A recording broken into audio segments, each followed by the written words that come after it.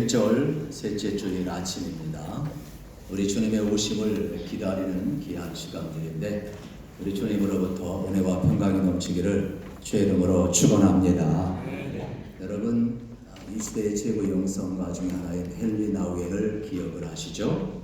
이분 나우엔과 함께하는 아침이라는 책에 보면 기다림의 비결을 이렇게 설명을 하고 있습니다.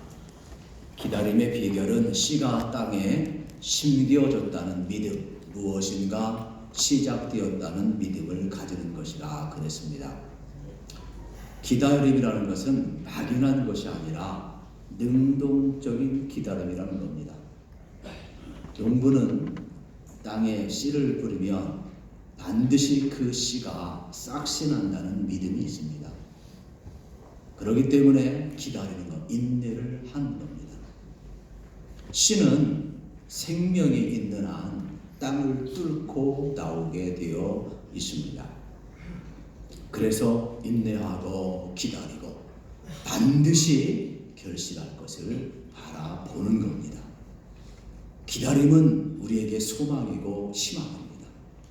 기다리는 자에게는 실제가 나타난다는 사실입니다. 특별히 오늘 여러분 본문은 고린도 전서가 되겠습니다. 다시 오실 예수님을 기다렸던 고린도 교회, 초대 교회, 바른 기다림을 가지고 기다려야 하는데 오늘 우리는 어떠한 모습으로 기다리고 있는지 우리가 한번 살펴보기 위해서 고린도 전서 본문을 대림절 셋째 주에 우리가 들고 나왔습니다.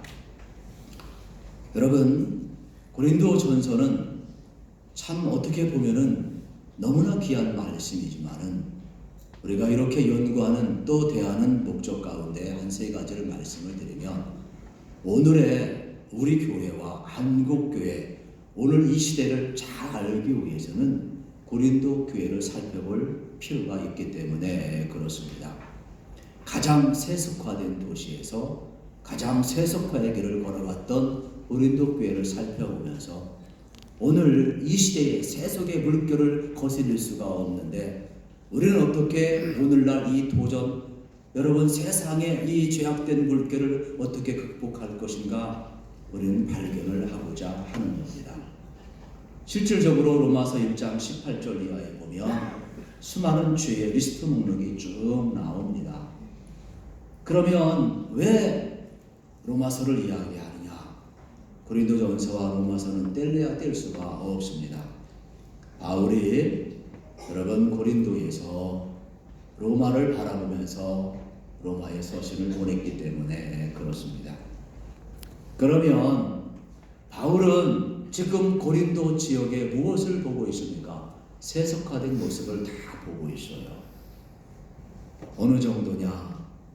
로마서 1장 24절 이하에 보게 되면 오늘날 소위 겪고 있는 동성애나 게이나 레즈비언이나 심지어는 로마서 1장 26절 이하에 보면 그 당시 사람들은 사사시대처럼 마음에 하나님 두기를 싫어해서 하나님이 그들의 마음을 버려두어서 상상할 수 없는 일들이 벌어지는데 이 세속화된 도시와 세속화된 교회 안에 거룩은 사라지고 살인과 시기와 분쟁과 분노와 미움과 갈등과 이루 말할 수 없는 하나님이 버려둔 그러한 상태의 모습이 그대로 나오고 있어요.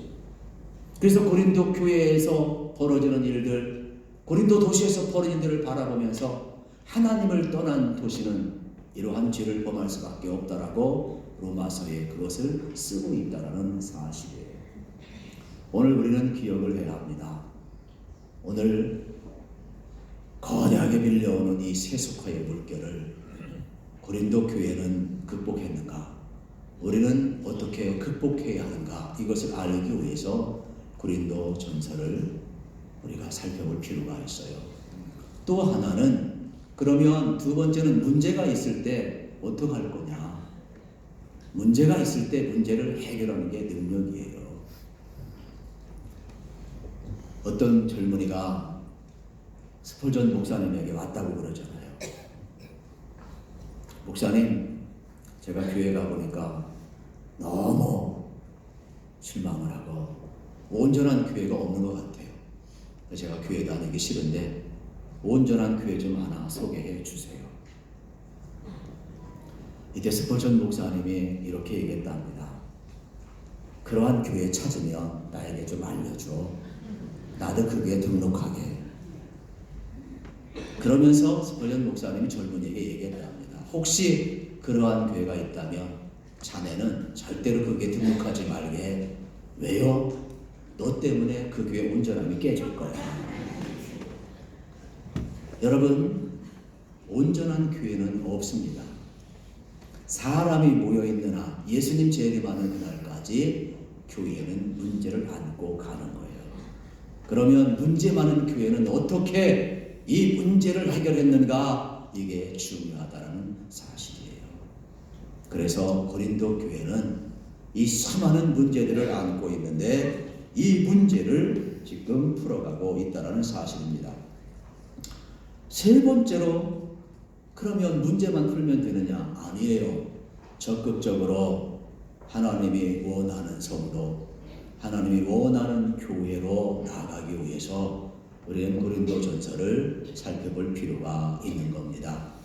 소극적으로 문제를 해결하는 것도 중요하지만 적극적으로 성도다운 성도, 교회다운 교회. 그래서 이 시대에 하나님이 쓰는 성도와 교회가 되기 위해서 바로 우리는 고린도전서를 살펴볼 필요가 있는 겁니다. 우선 고린도전서는 왜 기록했느냐? 지금 제가 세 가지를 말씀을 드렸어요. 당면한 문제를 해결하고 하나님의 기대를 이루는 교회가 되기 위해서 썼다 그랬어요. 그러면 이 고린도전서는 누가 썼느냐? 당연히 바울이지. 그래서 1장 1절부터 2절에 보면 쭉 나와 있어요. 그러면 연도는 언제냐? 주후 55년에서 57년경에. 여러분, 그러면 장소는 어디냐? 바울이 에베소 지역에 3년간 머물러 있었어요. 그래서 근로의 편에 고린도 소식을 듣고서 에베소에서 고린도전서를 쓰게 된 거예요. 근데 바울은 순회 전도자예요. 바울은 어느 곳에 오래 머물질 않아요. 우리처럼 이렇게 고정 목사가 아니에요. 그냥 순회하며 전도자이기 때문에 1차, 2차, 3차 전도하며 다녔거든요. 근데 바울이 제일 오래 머무른 곳은 에베소예요. 그리고 두 번째 오래 머무른 곳은 고린도예요. 에베소에서 3년간 머물면서 그는 세계 복음화를 꿈꾸었어요. 그리고 그 옆에 있는 고린도에서 1년 6개월, 즉 18개월 동안 머물러면서 복음을 전했어요. 그런데 놀라운 일들이 벌어지기를 시작을 하는 겁니다. 그곳에 교회가 세워졌다라는 사실입니다. 지금 바울은 에베소에서 고린도 교회 소식을 듣고 고린도 문제를 해결하기 위해서 서신을 보냈는데 이게 바로 고린도 전서가 되겠습니다. 그러니까 발신자가 바울이라면 받는 수신자는 고린도 교회요, 고린도 성도가 되겠습니다. 고린도 도시는 에베소 못지않게 그리스에서 가장 번성한 항구 도시가 되겠습니다. 거기에는 레켐이라는 항구와 겐그리아라는 항구 도시가 있는데, 그래서 고린도는 이 두 항구 도시를 중심으로 해서 상업 도시로 아주 번성을 하게 된 겁니다. 성지순례 가보면 대부분 알겠지만은, 저도 좀 오래전에 갔다 왔습니다만은 구도시가 있고 신도시가 있어요. 그러면 2000년 전에 일어났던 모든 일들을 거기에 이제 유적지로서 남겨놓았는데, 구도시에 가보면 앞에 산에 있고 옛날에 행했던 모든 그 유적들이 다 있어요. 그러면 거기에는 미에 여신의 신전도 있어요. 그러면 단순한 신전이냐? 아니에요. 신전이 있다라는 것은 우상을 숭배했다라는 것이고, 그 도시에 많은 사람들이 와서 거기에 제의를 드렸다라는 거예요. 그러면 우리가 생각하는 그러한 제의냐? 그건 아니에요. 반드시 신전에 와서 제물을 드리고 제의를 한 사람은 그 안에 신녀, 장녀가 있어요. 그들과 반드시 혼음을 하면서 즐겼어요. 그러니까 그 당시에는 순리대로 살아가는 것이 아니라 영리대로 살아가는 거예요. 남자와 남자, 여자와 여자, 본음, 이 쾌락의 물결이 거세게 흘러간 곳이 고린도 지역. 그래서 가장 저주받은 소리가 뭐냐? 저 사람 고린도 사람과 똑같아. 가장 저주받은 소리였어. 그 정도로 여러분 악명 높은 그러한 타락한 도시였단 말이에요. 이러한 곳에 여러분 바울이 복음을 전하고 그리스도의 여러분 이름을 높였다는 것은 엄청난 사건이 되겠습니다. 바울은 2차 전도 여행 중에 특별히 고린도에 1년 6개월 머물면서 복음을 전하고 교회를 세웠다. 엄청난 일이죠. 저는 그래서 오늘도 우리가 십자가와 부활의 복음을 든든히 붙들기만 하면 아무리 세상에 물결이 물려온다 할지라도 곧 망할 것 같아도 여러분 이 세속화의 물결 우리 감당할 수 없는 것 같아도 고린도 교회가 감당했다면 얼마든지 오늘도 이 시대를 거룩한 물결로 저는 바꿀 수 있다고 믿는 사람이에요. 그렇기 때문에 오늘 우리는 이 말씀을 통해서 다시 한번 주님의 뜻을 구하고자 하는 것입니다. 마지막으로 고린도전서를 이해하기 위해서는 배경을 이해해야 되는데 그 배경 가운데 하나는 이제 10절 1장 10절 11절을 읽어야 돼요. 왜냐하면 고린도 교회가 너무 많이 분열되고 아파했거든요. 그래서 교회는 아무리 세속화가 거세다 할지라도 세속화의 물결에 따라서 분열되는 것이 아니라는 거예요. 그래서 10절 11절 같이 읽겠습니다. 시작. 형제들아 내가 우리 주 예수 그리스도의 이름으로 너희를 권하노니 모두가 같은 말을 하고 너희 가운데 분쟁이 없이 같은 마음과 같은 뜻으로 온전히 합하라. 내 형제들아 근래 지편으로 너희에게 대한 말이 내게 들리니 곧 너희 가운데 분쟁이 있다는 것이라. 여러분 근래 편에 고린도 소식을 들었는데 너희들이 바울파, 게바파, 아볼로파, 그리스파 서로 헤게모니 싸움하고 싸우고 있으면 이게 무슨 놈의 꼴이냐. 마음이 너무 아프다. 그래서 합하라. 싸우지 말라. 영적 아비된 마음을 토해내는 거예요. 제가 6남매 가운데 태어났거든요. 이제 저도 이제 넷째이기 때문에 생존형이에요. 생존형. 그래서 싸워야 되니까 투쟁을 하면서 저도 살아났어요. 야곱처럼. 그런데 어느 날 제가 뭐 그렇게 싸웠다고 해도 그렇게 싸운 사람 같지는 않잖아요. 그래도 제 나름대로는 아웅다웅 아이스크림 하나 가지고 내가 먹겠니 내가 먹냐 형제들끼리 그렇게 했던 적이 많아요. 근데 부모님 보시기에는 마음이 아팠나 봐요. 어느 날 어머님이 불러모시고 한마디 말씀하셔요. 우리 어머님은 권투는 스포츠가 아니다. 권투 보지 마라 이런 분이에요. 어떻게 남 때리는 게, 남 때려서 승리하는 게 그게 스포츠냐? 그건 스포츠가 아니야. 비신사지. 너희들도 서로 싸우지 말고 서로 때리지 말고. 그러면서 한마디 툭 던지는데 마음이 아프더라고요. 평생 그 다음부터 형제들 꼴에 안 싸웠는데 한 번이 충격이 있어요. 마음이 찢어지는 것 같아요. 그게 느껴져요. 그게 느껴져요. 영적 아비가 되고 영적 어미가 되면 서로 아웅다웅하고 서로 싸우는 게 얼마나 마음이 아픈지. 그래서 교회는 예수 그리스도를 머리로 하고 한 지체로서 같은 몸이다. 같은 말을 해야 한다. 같은 방향으로 가야 한다. 같은 비전을 품어야 된다는 거예요. 우리 신앙교회도 마찬가지죠. 여러분 우리는요 같은 말을 하고 같은 비전을 가지고 같은 마음을 가지고 우리가 믿음의 길을 걸어갈 때 하나가 될 줄로 믿습니다. 그래서 바울은 이 심정으로 고린도전서를 쓰고 있는 거예요. 이러한 배경을 우리가 알아야 되는 겁니다. 그래서 고린도에는 수많은 문제가 있는데 1장부터 4장에 보게 되면은 이 당파, 분쟁의 문제가 많아요. 한국 교회가 추락하는 이유 가운데 하나가 뭐냐? 성장할 때는 막 열심히 기도하는데 조금 자립교회가 되기 시작하면 싸우기 시작해요. 항존직을 뽑은 것은 항쟁하라고 뽑은 게 아니에요. 그런데 한국교회는 지난 2017년, 18년, 2년 동안에 우리 교단만 17만 명이 죽었어요. 다른 교단은 30만 명이 죽었어요. 물론 우리가 리얼하게 통계내는 그런 정직성도 많이 좋아졌지만은 실질적으로 분열 안 되는 교회가 없어요. 얼마 전에 미국 갔는데 참 내노라는 큰 교회가 또 분열됐더라고요. 한 지역에 가보니까 10개 교회가 있어요. 10개 교회. 마음이 아프더라고요. 처음부터 새로 개척한 게 아니라 분열되고 분열되었습니다. 그래서 이 고린도 교회의 분열을 어떻게 풀어가는가 배울 필요가 있고요. 음행의 문제가 5장에 나오고 법정 소송이 6장에 나오고 성적 범죄도 또 6장에 나오고 있습니다. 7장에는 결혼의 문제. 오늘날 많이 힘들잖아요. 홀로 살아야 되는가, 믿지 않는가, 결혼해야 하는가, 재혼을 해야 하는가. 수많은 그리스도인들의 실질적인 문제를 다루고 있어요.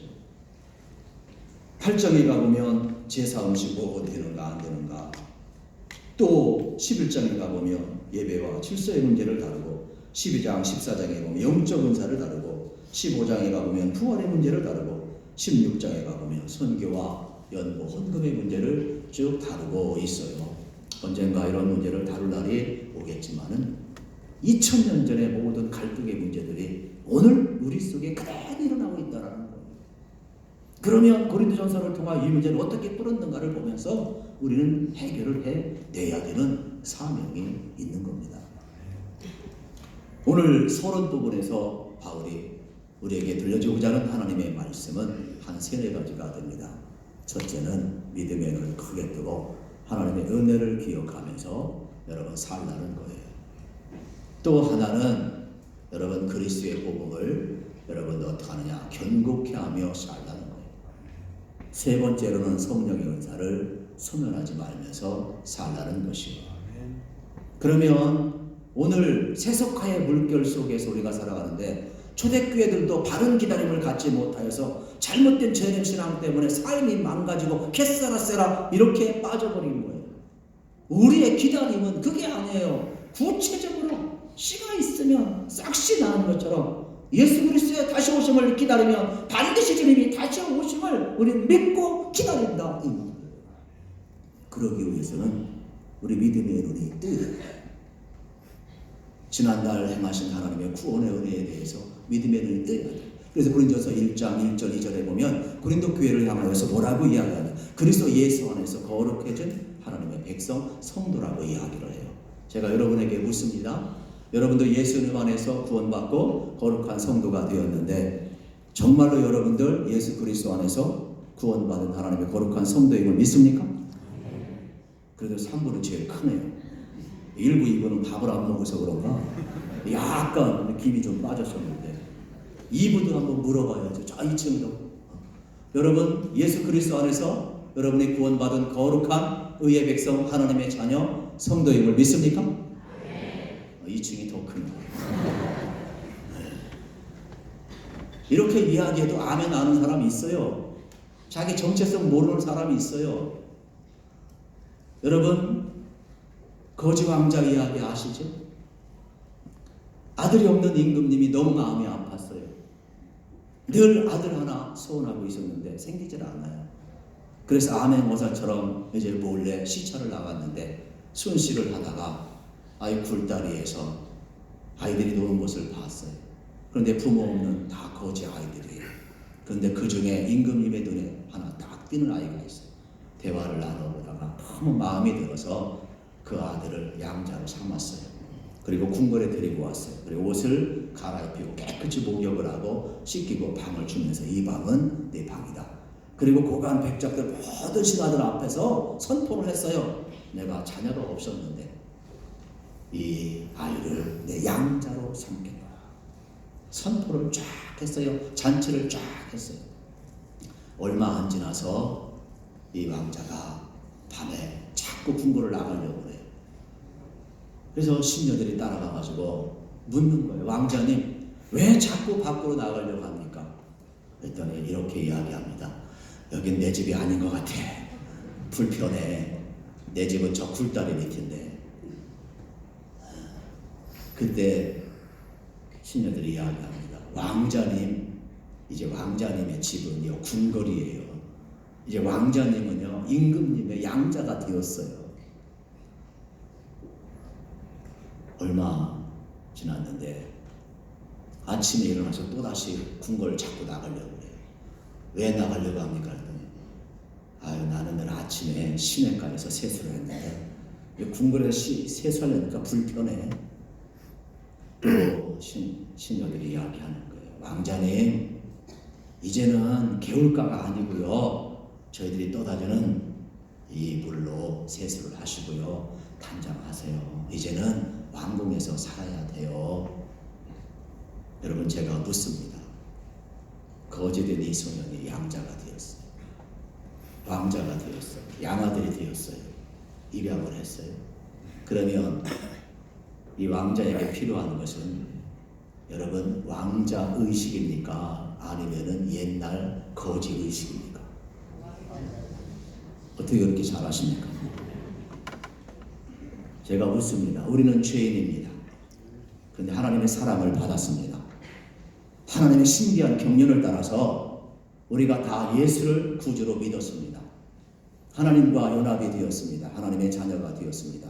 그러면서 하나님이 이렇게 말씀을 하십니다. 누구든지 어떠한 죄인이라 할지라도 예수 그리스도 안에 있으면 죄사함 받고 결코 정죄함이 없고 하나님의 자녀가 되었는데 내가 이걸 믿느냐? 예수님 안에는 정죄함이 없다라는 겁니다. 예수님 안에는 누구든지 의로워진다라는 겁니다. 믿음으로 하나님의 자녀가 되었다라는 겁니다. 오늘 우리에게 필요한 의식이 뭐냐 이 말이에요. 우리가 예배 시간에 참여 시간을 갖습니다.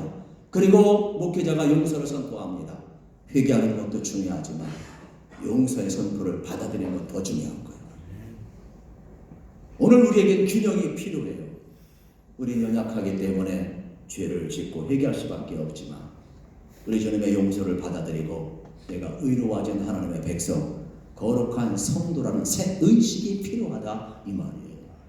저는 여러분들에게 여러분 거룩한 하나님의 백성, 구별된 성도로 살아가는 이 성도 의식이 새롭게 생기기를 축복합니다. 이 확증, 새로운 의식이 우리에게 얼마나 소중한지 모른다. 이러한 말씀이 되겠습니다. 두 번째로는 여러분 은혜를 기억할 뿐만 아니라 6절에 나오네요. 그리스도의 증거가 너희 중에 견고케 되기를 원한다. 여러분 타락한 고린도 사람들 예수 믿고 의로워져서 풍고만에서 견고히 세워지기 시작했어요. 그러니까 사람을 변화시키고 사람을 세우는 것도 예수님이란 말이에요. 그러면 이제 너의 삶을 견고히 해서 세상 앞에 예수 그리스도를 통하여 견고함을 드러내라 이 말이에요. 그래서 5절에서 뭐라고 이야기를 하느냐, 놀라운 말씀을 해주고 있어요. 같이 읽읍시다. 시작. 이는 너희가 그의 안에서 모든 일 곧 모든 언변과 모든 지식에 풍족함으로, 그 안에서 너희에게 모든 언변을 주었고 지식의 풍족함을 주었다라고 이야기를 하는 거예요. 그게 뭐냐? 우리 안에 계신 예수님을 믿을 뿐만 아니라 예수님을 자랑하고 예수님을 전할 수 언번, 여러분 딜리버리 전달력을 주셨다 이 말이에요. 전달력을 우리에게 주셨다 이 말이에요. 그러면 우리가 우리 안에 있는 예수 그리스도를 믿는 확증을 통해 내 삶이 견고해질 뿐만 아니라 내 안에 계신 예수 그리스도를 드러내야 세상 사람들이 구원받을 거 아니냐 이 말이에요. 우리에게 고린도 지역에서 예수 믿기 전에 살던 그런 타락한 세속화된 물결이 아니라 그리스도 안에서 새로워진 의로워진 분별력 지식을 주었으니까 이제는 너희의 삶으로 확증해내라 이 말이에요. 거룩함을 드러내라 이 말이에요. 너 안에 있는 믿음을 드러내라. 너 안에 있는 예수를 드러내라 이 말이에요. 제가 세대 교육을 하면서 오늘도 한 번 더 할 거지만 제가 이러한 이야기를 해요. 하나님은 안 보입니다. 제가 아무리 목사이지만 안 보이는 하나님을 여러분에게 증명하지 못합니다. 그러나 하나님은 하나님을 증명하라고 우리에게 모든 자료를 주지는 않았지만 하나님을 완벽히 알 수 있는 예수님을 보내주었습니다. 그래서 누구든지 하나님을 알기를 원하면 내게 찾아오신 예수님을 만나면 누구든지 완벽히 하나님을 알고 믿을 수 있습니다. 그리고 하나님은 당신을 우리에게 보여주시고 아는 길 성경을 주셨습니다. 그래서 성경 은혜의 방편을 통하여서 여러분들이 신앙생활하고 세례를 받으면 은혜의 방편 성찬에 참여할 수 있는 특권이 주어집니다. 이러한 세례 교육을 해야죠. 여기 계신 여러분도 마찬가지. 여러분 우리 안에 찾아오신 예수 그리스도 그분 때문에 우리는 하나님을 알고 믿는 거예요. 그렇다면 이제 여러분 안에 계신 예수 그리스도를 증언해내시기를 축복합니다. 그리고 우리 언변을 씌웠으니까 벙어리가 아닌 이상은 드러내야죠. 그래서 거룩함으로 우리의 삶을 경고케 해야 된다는 사실입니다. 그리고 또 하나는 성령의 은사를 헛되이 하지 말라는 것입니다. 7절에 보면 같이 읽읍시다. 시작. 너희가 모든 은사에 부족함이 없이 우리 주 예수 그리스도의 나타나심을 기다리리라. 우리에게 주신 은사는요 부족함이 없어요. 성령님께서 역사하셨기 때문에 예수 믿은 거죠. 예수 아는 거고요. 성령님께서 역사했기 때문에 우리가 지금 예배하는 거고요. 성령님이 도와주시기 때문에 우리가 봉사하고 기뻐하는 거예요. 성령님께서 십자가의 능력을 알게 하셨기 때문에 그 은혜에 감격하는 거예요. 성령이 아니고서는 성경 말씀이 우리 가운데 진리가 될 수가 없어요. 그렇다면 우리에게 주신 은사도 예수를 잘 믿고 하나님 사랑하는 데 쓰임을 받아야 돼요. 이웃을 사랑하고 섬기는 데 쓰임을 받아야 돼요. 우리가 잘나면 얼마나 잘나고 못나면 얼마나 잘못나겠어요. 그래서 먼저 앞서가는 사람, 은사 받은 사람 자랑하지 말라 그랬어요. 제가 여전대 협의회 가서 그런 이야기 했어요. 나더러 주여 주여 하는 자가 충격하는 것이 아니라 나의 말을 듣고 행하는 자가 반석 위에 지은 지혜로운 자요 천국에 들어간다라고 이야기를 했어요. 우리가 예수의 이름으로 병을 고치고 귀신을 쫓겨내고 신의 은사를 하고 능력을 행하고 수많은 사역을 하는 것이 중요한 것이 아니라 정말로 우리가 예수님과 연결되어 있느냐가 더 중요하고 말씀을 듣고 순종하며 살아가는 자가 더 중요하다는 사실이에요. 그렇다면 오늘도 겸손히 내게 주신 은혜를 따라서 여러분 교회 하나님을 해치지 마시고 여러분 성령의 역사 앞에 순종하시기를 축복합니다. 우리는 이 길을 걷는 자들이 되어야 돼요. 그래서 여러분 하나님 사랑하도록 성령님이 도와주시는 거예요. 어려울 때 믿음 생활 잘 하시도록 성령님이 역사하시는 거예요. 상한 자만 위로하는 게 아니에요. 병든 자만 치료하는 게 아니에요. 갈 길 몰라 방황 자만 갈 길 열어주는 게 아니에요. 성령님은 하나님의 뜻대로 살아갈 수 있도록 여러분을 새롭게 연결해주고 길을 열어가고 있는데 마이동 푸는 사람이 있어요. 저는 그래서 기도해요. 예배하는 모든 자들이 성령 체험하기를. 저는 기도해요. 예배하는 모든 자들이 성령 체험에서 하나님 사랑을 경험하도록. 그래서 우리 공동체가 여러분 성령의 역사를 소멸하지 않는 살아있는 공동체가 되기를 소망합니다. 이 모든 바른 기다림을 가지려면 오늘이 중요한데 오늘 어떻게 해야 되느냐? 주님과 교제 나눠야 돼. 이게 마지막 결론이에요.